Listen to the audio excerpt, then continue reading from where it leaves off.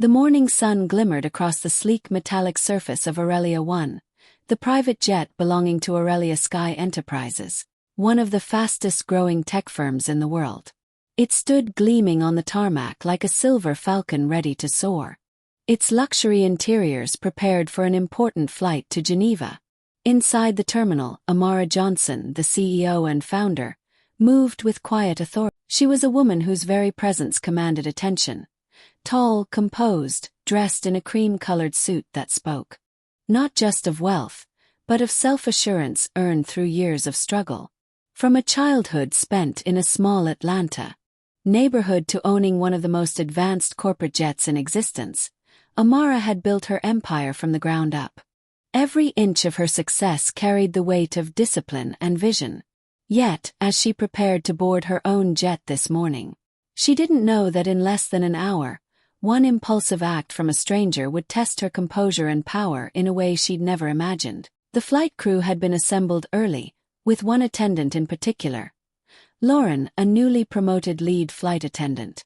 Determined to make an impression, she had transferred recently from a commercial airline to Aurelia's private flight division, where service expectations were beyond perfection. Lauren had read through the passenger manifest but hadn't paid close attention to the details. The name A. Johnson on the list didn't stand out to her as anyone special, and in her mind, this was just another high-end corporate charter. She didn't realize that the woman she was about to meet wasn't merely a passenger. She was the owner of both the aircraft and the company that employed her. When Amara arrived at the boarding gate, she was intercepted by a young security officer who, mistaking her for a guest or assistant, politely asked for identification. Amara offered a patient smile and handed over her credentials. "Miss Johnson, you're cleared," he said, handing back her ID with an apologetic tone once he noticed the embossed Aurelia insignia. "Thank you," she replied warmly, accustomed to Thank such you, officer. misunderstandings. She walked toward the jet, her leather bag in hand, her assistant trailing behind her with documents for the Geneva summit. Inside, the cabin smelled of white leather and citrus polish, the quiet hum of the engines creating a soothing undertone. Lauren stood at the entrance, greeting passengers as they boarded. Her smile faltered for a moment when she saw Amara, mistaking her for a last-minute substitute or staff member.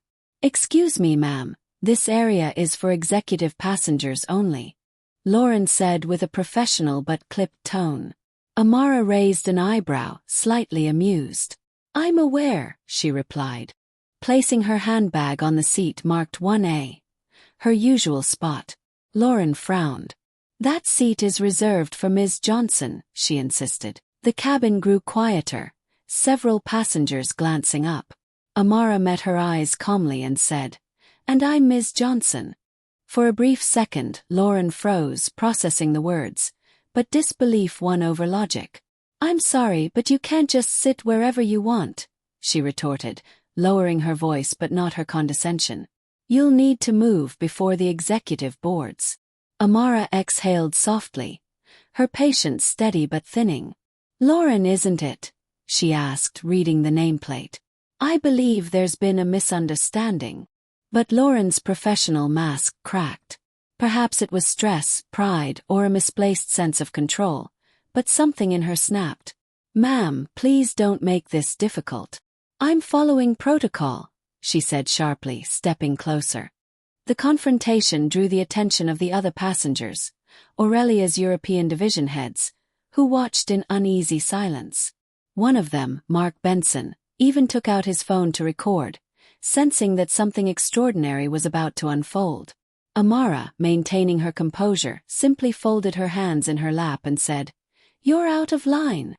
Lauren, feeling challenged, leaned forward and hissed, "Get out of this seat now." When Amara didn't move, the unthinkable happened. In a sudden flash of emotion, Lauren raised her hand and slapped Amara across the face. Cabin gasped. The sound echoed like thunder in the still air. For 2 long seconds no one moved. The young security officer, who had been at the rear, rushed forward, his face pale with shock. Lauren herself seemed frozen, the weight of what she'd done dawning on her too late. Amara didn't flinch. She slowly turned her head back toward Lauren. Her eyes calm yet cutting with a force that made the attendant step back instinctively. "You just struck the owner of this jet," Amara said quietly, her voice steady as marble. The silence deepened. Every executive, every staff member, every camera lens in the cabin was locked on the two women. "Security," Amara said, her tone now icy but precise. "Escort her off my aircraft." The officer hesitated for half a breath, then nodded and moved forward. "Ma'am, please come with me," he said to Lauren, who was now trembling, tears forming in her eyes as she tried to explain. I didn't know," she didn't say. But Amara simply looked ahead, adjusting her cufflink, her composure unbroken. "Ignorance," she murmured, "is never an excuse for disrespect." As Lauren was led off the jet, passengers whispered, cameras still rolling. Mark Benson lowered his phone, guilt washing over him as he realized that his team had silently watched instead of intervening. Amara stood, smoothing her jacket, and looked around the cabin. 10 minutes, she said coldly. "That's all it will take." No one knew what she meant yet, but they would soon learn that the slap had not just ended one person's career. It would unravel an entire team's future before the jet even left the ground. The cabin door sealed behind the disgraced flight attendant with a heavy metallic thud that echoed through the pressurized silence. Every eye in the room followed Amara Johnson as she stood in the aisle, her composure unshaken, her face still marked faintly where the slap had landed. The hum of the engines filled the air like a low warning growl, and beneath it, the tension pulsed thick and uneasy.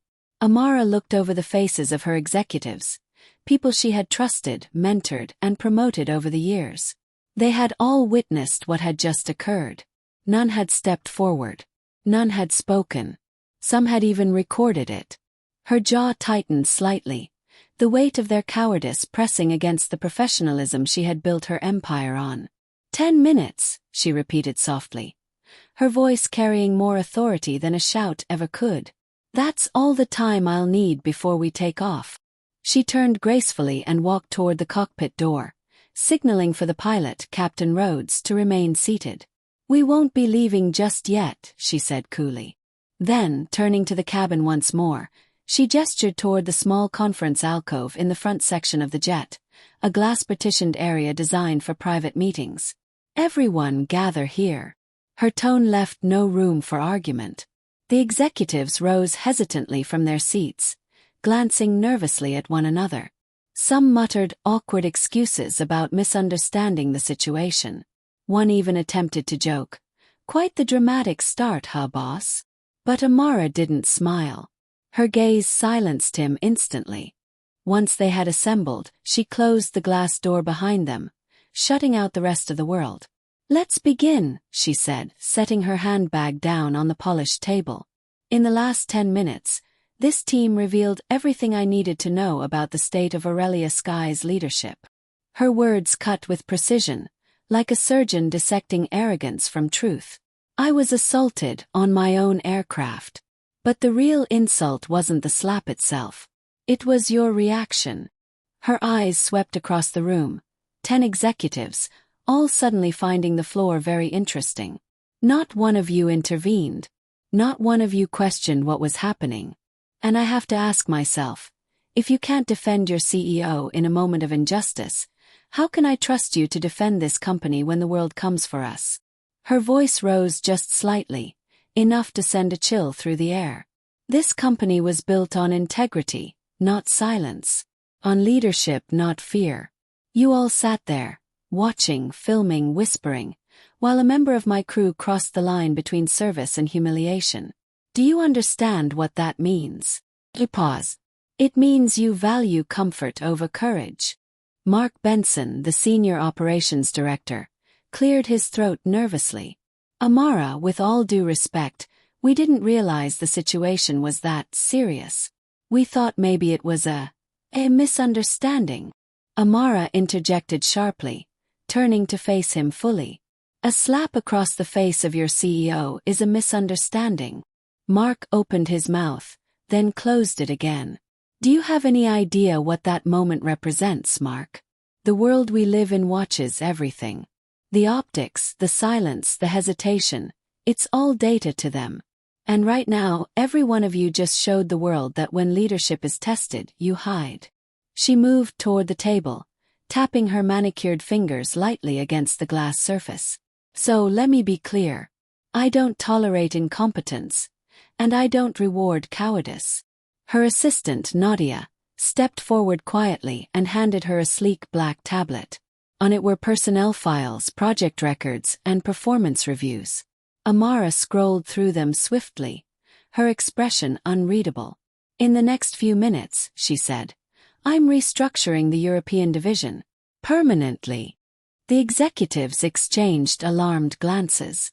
Amara, surely you're not serious, said Paul Anders, the finance head. We have a summit to attend. Shareholders waiting in Geneva, this isn't the time. Amara's gaze snapped to him like a blade unsheathing.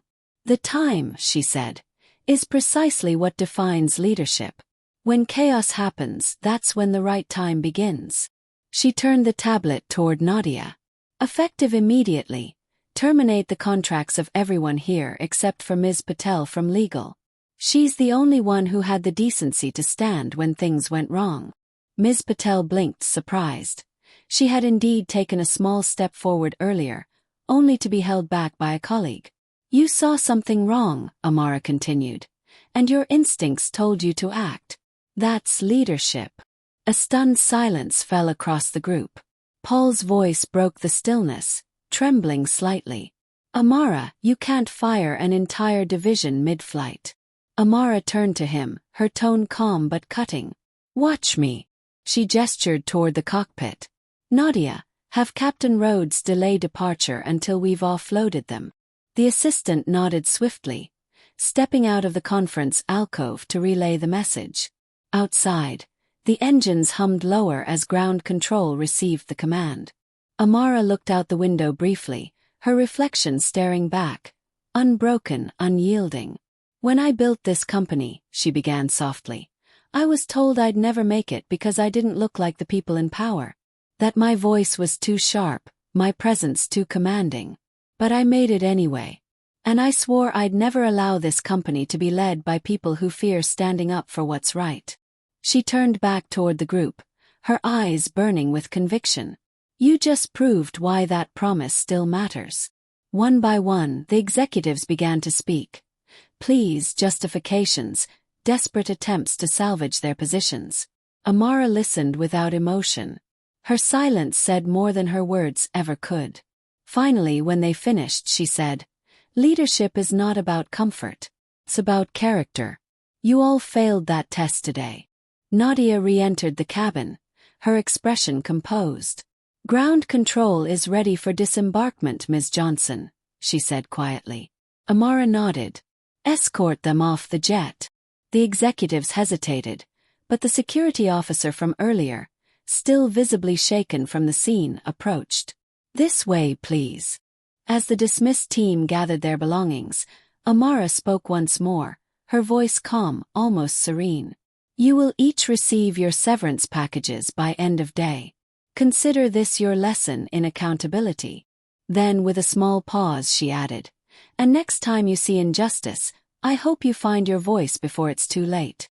When the last executive stepped off the plane, Amara exhaled slowly, feeling the energy shift. The cabin, once heavy with silent judgment, now seemed brighter, cleansed. She looked toward the empty seats and then at Nadia, who stood quietly by. Let's fly, Amara said. We've got a summit to win. Outside, the engines roared back to life, the jet rolling down the runway with regal defiance. Inside, Amara Johnson, still calm, still unbroken, leaned back in her seat, the faintest trace of a smile crossing her lips. 10 minutes. That's all it had taken to turn humiliation into power. The jet sliced through the clouds, steady and smooth, as if nothing extraordinary had just unfolded on the runway below. But within its walls, the atmosphere carried the weight of transformation. Amara Johnson sat by the window, her posture regal, her expression composed yet introspective. The world outside was a blur of white and blue, the sky stretching infinitely ahead, a fitting metaphor for the empire she had reclaimed control of just minutes earlier. She closed her eyes for a brief moment, allowing herself the stillness to think. The sting from the slap had faded, but the echo of it, both physical and symbolic, remained. It was more than an act of disrespect. It was a revelation. It had shown her that arrogance and complacency had seeped into her company's veins, poisoning its culture from within. And if she, the founder, could be treated like an intruder on her own jet, then something fundamental had gone terribly wrong. Across from her sat Nadia, her loyal assistant, tablet in hand, typing notes with disciplined speed. "Ms. Johnson," she said softly, breaking the silence, "I've already sent the termination orders to HR. The European division has been notified. Their accounts and access will be locked within the hour." Amara nodded without looking up. "Good," she replied. "No drama. Just precision." Her tone was clipped, efficient, like a surgeon removing a tumor to save a patient. "Also," Nadia continued, "I've drafted an internal memo clarifying the incident as an example of accountability and conduct standards." Amara finally turned to her, her gaze calm but probing. "We'll release a public statement," she said. "But not now. Timing is everything." She reached for a glass of water from the table beside her, the condensation cool against her fingertips. "If I respond emotionally, I'll feed the narrative they want, the angry CEO stereotype. But if I respond strategically, I'll redefine what power looks like." She took a slow sip, then added, "That woman, Lauren, her mistake wasn't just ignorance. It was assumption. She assumed I didn't belong because I didn't fit her image of who could own this jet. That tells me everything about how the world still sees leadership." For a moment Nadia didn't speak. The hum of the jet engines filled the quiet, underscoring Amara's words like a steady heartbeat. "Do you think she meant it as deliberate?" Nadia asked carefully. Amara's lips curved slightly, not in a smile, but in acknowledgement. "Deliberate or not, the result is the same," she said.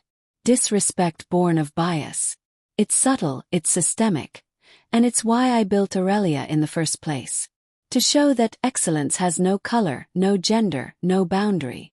The intercom chimed gently, and Captain Rhodes's voice came through, calm and professional.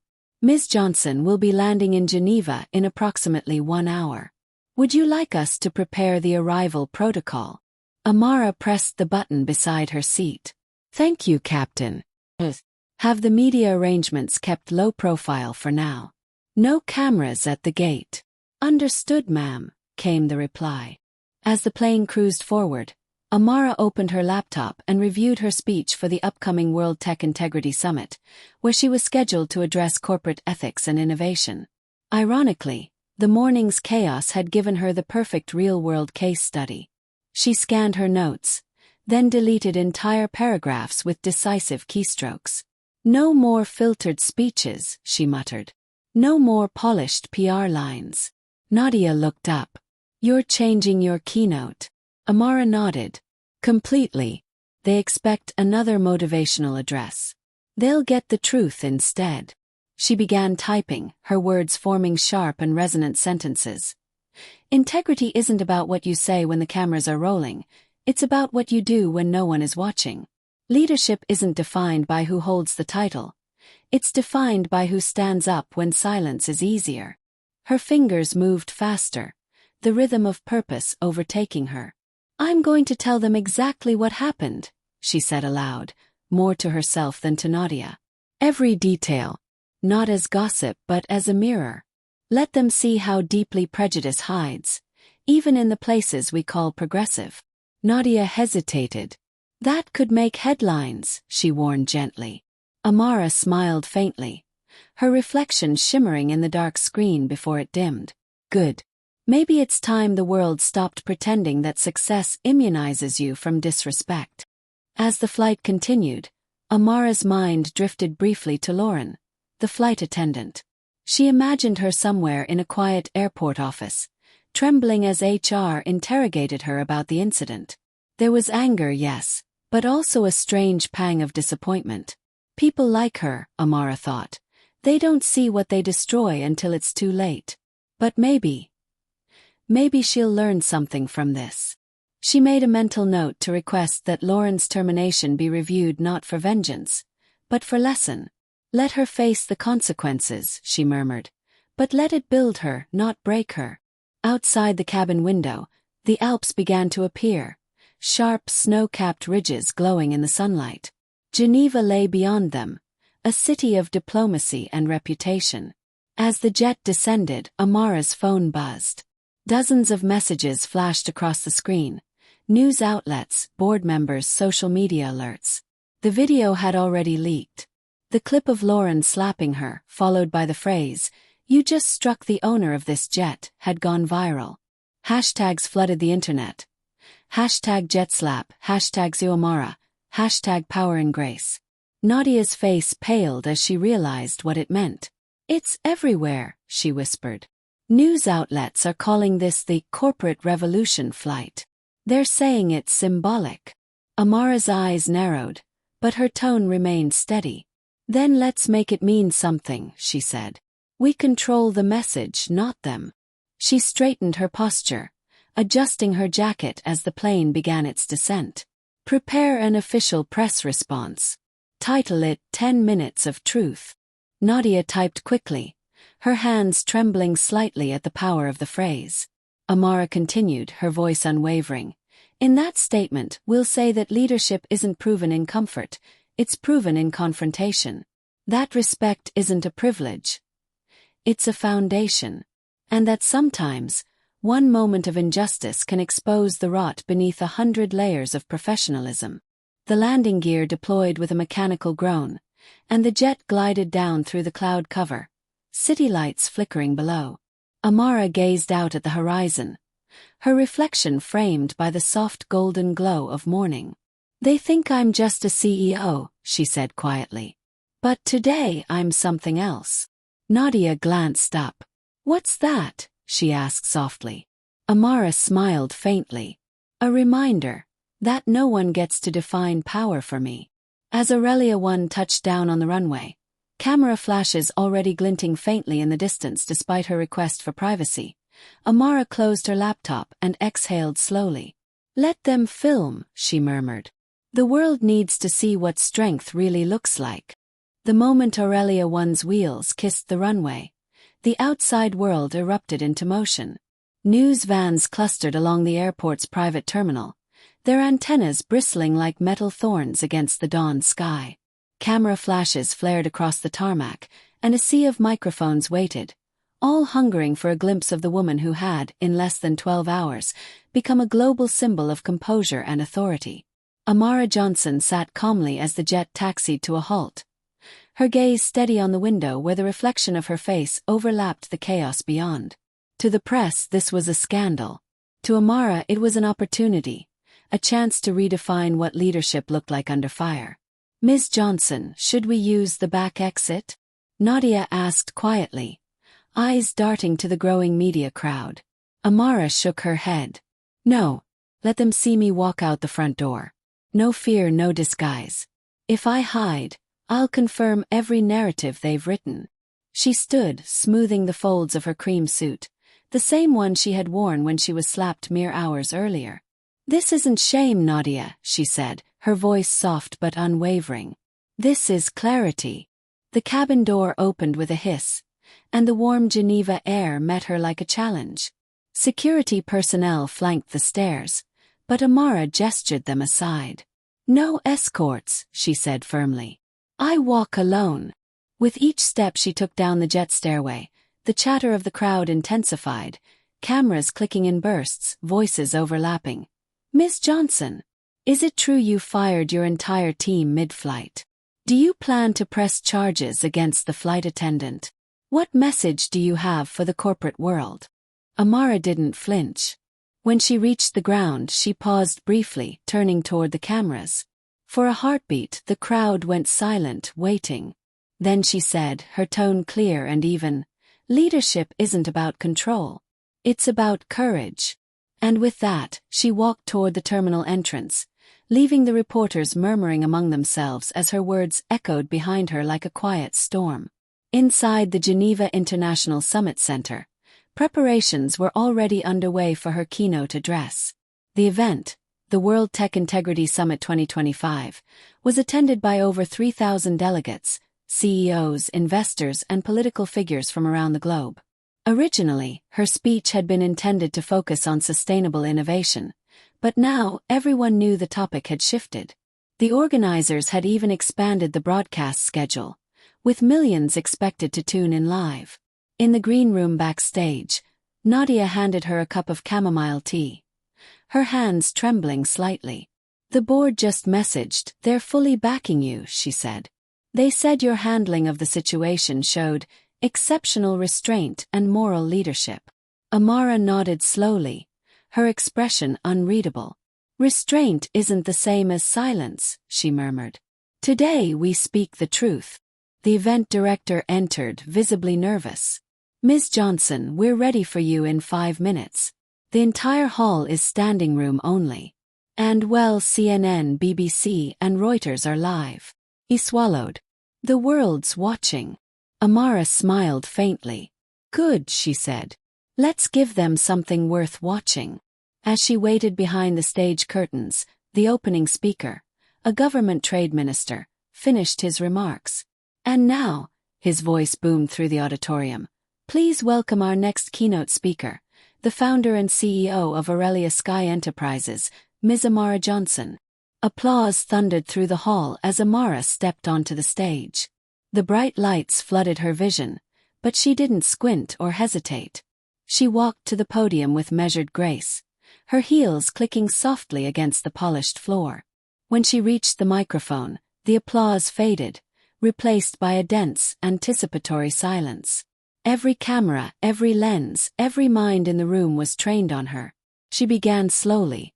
"This morning," she said, her voice low but commanding, "I was reminded that progress isn't as complete as we like to pretend." A murmur rippled through the audience. "I boarded my company's private jet, my jet, only to be told I didn't belong there. And when I didn't move, I was struck. Not just physically but symbolically. Struck by assumption. Struck by the silent approval of those who watched." She paused, allowing the gravity of her words to sink in. "In that moment I realized something. It's not always malice that holds us back. Sometimes it's indifference. The quiet tolerance of small injustices that, over time, become systemic rot." A hush swept across the auditorium. "But I didn't come here to talk about pain. I came to talk about power, the kind that doesn't need to shout, the kind that doesn't demand permission." She leaned forward slightly, her tone sharpening. "Power is the choice to stay calm when you're provoked. It's the ability to act with integrity when every instinct tells you to retaliate. And it's the courage to hold others accountable when silence would be easier." The audience was spellbound. Phones rose silently as people recorded, not wanting to miss a word. "I made a decision on that flight," she continued.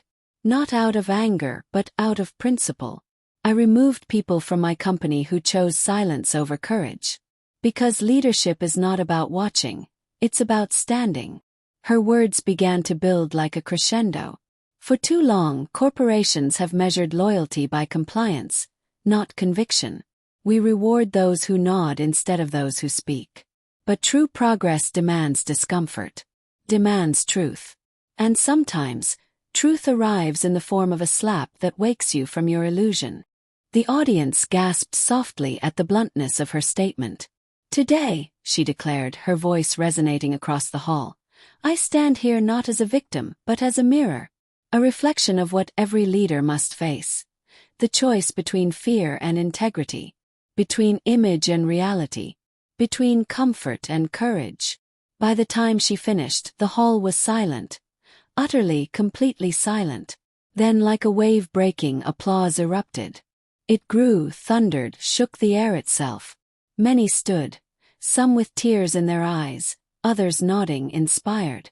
Cameras flashed, live broadcasts streamed, and in that moment, Amara Johnson wasn't just a CEO. She was a movement.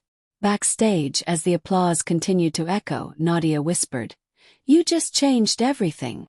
Amara exhaled, her composure returning like armor sliding back into place. "No," she said softly. "I just reminded them who I've always been." As she stepped off stage, her phone vibrated. A message blinked on the screen, from an unknown number. The preview read, "I'm sorry.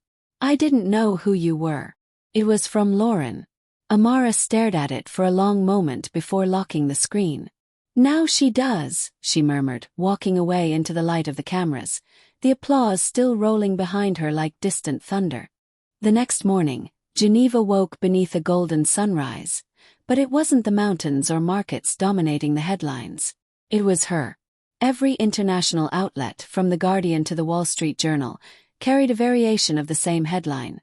CEO Amara Johnson turns humiliation into history. Clips of her speech played on every network, translated into multiple languages. Social media overflowed with praise, outrage, analysis, and admiration.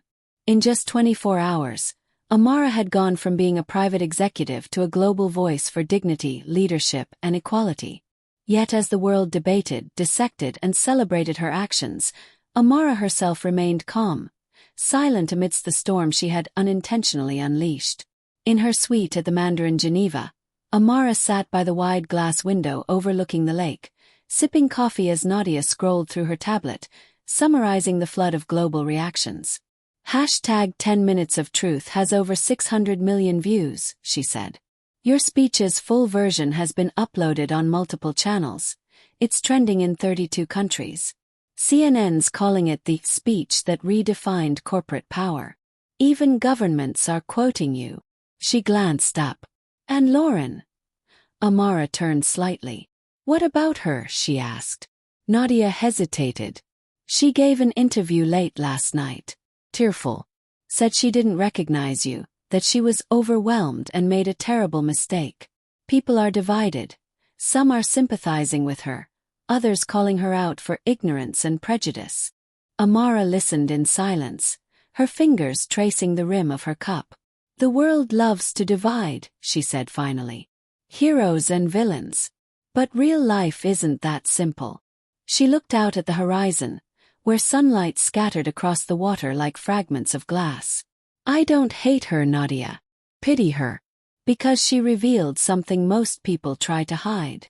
Nadia looked up from the tablet. What's that? Amara turned back, her gaze steady. The truth that bias isn't always loud. It's often polite. Smiles while it underestimates you. It's just following procedure, while it erases your worth. A knock came at the door. Julian Moreau, Aurelia's European public relations head, and one of the few still employed after the incident, entered with 2 aides. His expression both excited and wary. Ms. Johnson, he said in his elegant French accent, you've become the story of the decade. We have partnership offers from luxury brands, leadership summits, even a United Nations panel invitation. They're calling it the Aurelia Standard, your model of ethical leadership. Amara arched a brow. The Aurelia Standard. Yes, Julian continued eagerly. Your story's inspiring a global movement. Corporations are pledging new inclusivity reforms. Universities are adding your case study to their ethics programs. You've ignited something much bigger than us. For a moment Amara said nothing. Then she rose from her seat and walked to the balcony. Below, the city shimmered with life, unaware that history was quietly shifting in the penthouse above. People love movements, she said softly, until they have to change themselves. Julian frowned slightly. You don't seem pleased, Ms. Johnson. Amara turned, her voice calm but resolute. Because fame isn't progress. Awareness is only the first step. The real work begins when the cameras move on. She stepped back inside, the morning light wrapping her in a soft glow. If they want the Aurelia Standard, she said, then we'll give it substance. Not slogans, policies, education, accountability. She looked to Nadia. Draft a framework, something actionable. I want corporate leaders to sign not a pledge, but but a promise. A binding document of ethics and equality. We'll build an initiative global in scale. Call it 10 Minutes of Truth Foundation. Nadia's eyes widened slightly. You want to start a foundation? Amara nodded. Not want, need. The world's paying attention. Let's use that light to expose something worth seeing. Within hours, her vision began to take form. Calls poured in from advocacy groups, corporate leaders, and NGOs.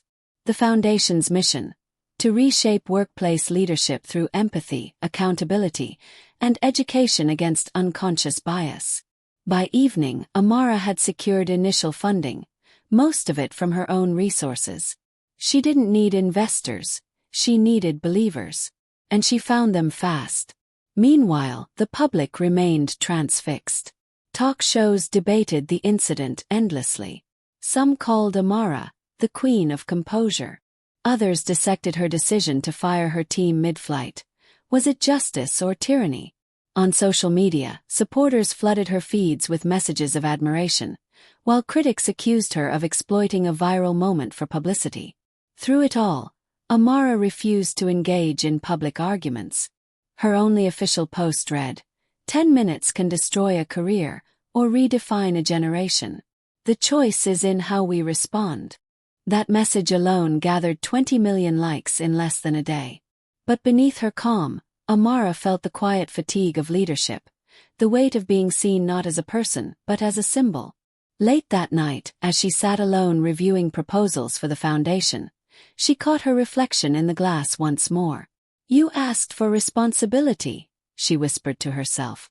Now carry it.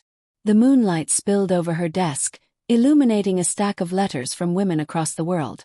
Flight attendants, executives, teachers, each one thanking her for standing tall.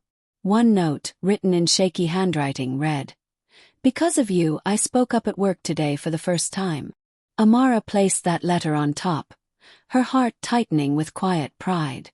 Then, unexpectedly, her phone rang. The caller ID read Lauren Bennett. Amara hesitated, her fingers hovering above the screen. After a moment she answered. The voice on the other end was fragile, trembling. Ms. Johnson, I don't expect forgiveness. I just needed to say thank you. You showed me who I was without saying a word. There was a pause, filled with static and emotion. You were right. Ignorance isn't an excuse. Amara closed her eyes. No, it isn't, she said softly. But it can be corrected, if you're willing to learn. Lauren exhaled shakily. I've lost my job. My name's everywhere. But I want to make things right. If you'll allow it, I'd like to volunteer for your foundation. For a long moment, Amara said nothing. Then, quietly, she replied, Growth begins with humility, Lauren. If you mean what you say, then yes. There's a place for you. When the call ended, Amara set the phone down and looked out again at the glittering lights of Geneva. The city pulsed with energy, 1,000 lives moving forward beneath her, all connected in unseen ways. She felt something shift deep inside, a peace she hadn't known in years. This wasn't revenge. It was resolution. And as she whispered to herself, 10 minutes changed everything, she realized that sometimes the universe didn't send chaos to destroy you. It sent it to reveal who you truly were meant to become.